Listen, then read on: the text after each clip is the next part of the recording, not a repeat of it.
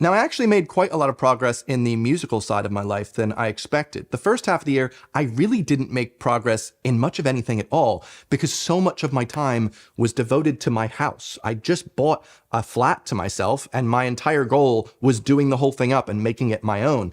From like painting the ceilings and the walls to doing it up and making sure everything looked the way I wanted it to. That was such an incredible amount of time that it took to do all that, that all of the other things I wanted to do, including music, kind of fell by the wayside. Am I upset about that? No. You know, sometimes life throws you curveballs, whether that be from life or yourself. I really had that as a priority that I didn't realize I'd have. But now I'm really happy I've got a space that I really love, and now I can focus on my music. In fact, just by making sure I had my ukuleles hanging around the house, I actually have played so much more than I ever did in the previous year. I've been fiddling and noodling around on my ukulele and writing little bits. They haven't really gone anywhere, but just for me, it's been really enjoyable to just pick the instrument up and begin playing with it again.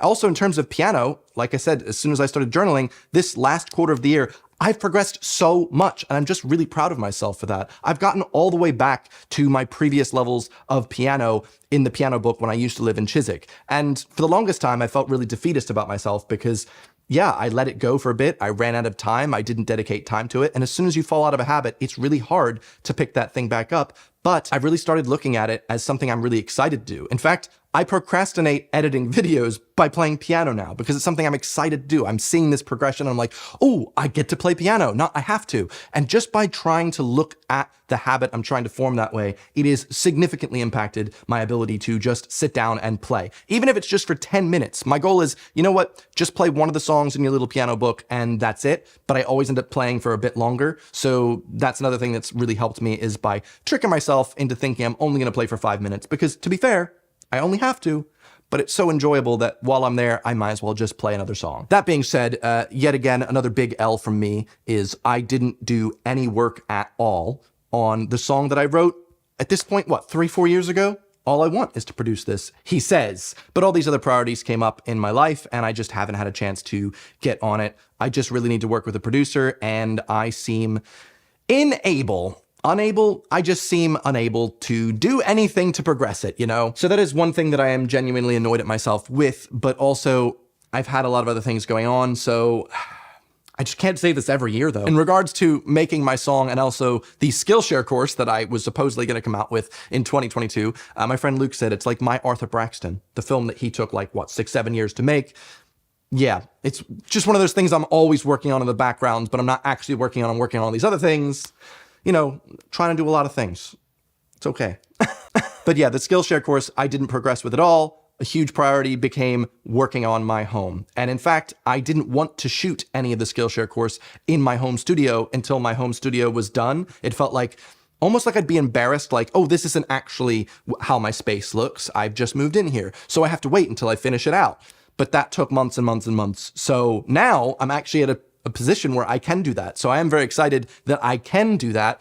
But to be honest with you, I'm just at a huge bottleneck with editing. The way I edit these videos takes an incredible amount of time, from the color grading, the audio production, and lighting and yada, yada, yada. And so essentially, no matter how much I do film to try and get ahead of myself, it takes so long to edit these that I can't ever really produce more content without hiring some sort of editor more long-term, not just for one-offs. And I kind of need to sort that situation out in 2023 if I want to grow my YouTube channel and or just make better things. I think a lot of the issue here comes from me being such a weird perfectionist with certain little things about the way that the skin tones look, the way that the colors look in the video, the way that the audio, the microphone sounds. I do so many extra things because I just really enjoy that aspect that as soon as I try and get someone else to help me, I always feel like I overwhelm them with just the sheer amount of nitty-gritties that I'm into with YouTube. I had so many really good summer days where I would just pick up the ukulele, go sit on my balcony and just start playing and singing, and it just was so freeing. I wasn't playing for a stream. I wasn't monetizing in any way. I was just making music just for me and anyone, I guess, in my development hearing me sing. But I just really love music, and it's nice to just create regardless of what it's for. I will give myself a W and say that for 2022, I'm incredibly proud of what I managed to do with this house, whether that be the DIY wood paneling in the living room or the one that I did in my bedroom, the bathroom, the whole way that my studio now looks, the fact where I love working there. I love editing in there because the space is so conducive of it. I just sit down and get to work now. I'm less distracted. So I am really, really proud of that, and I will take that as a win. Wasn't necessarily something I think I'd even thought about in my New Year's resolutions last year, but this year, I'm doing a lot less with the house.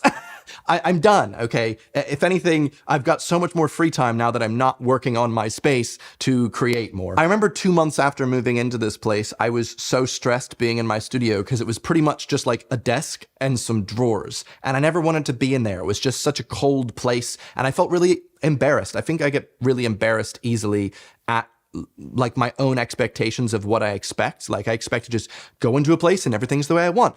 But big things take big time. And I figured that out throughout the year. And I think I'm a bit more wise in that way. Probably still feel embarrassed by my inabilities this year as well, though. The most popular New Year's resolution people create every single year is improving their fitness. And I always have that as a goal, but I've actually done a pretty good job this year.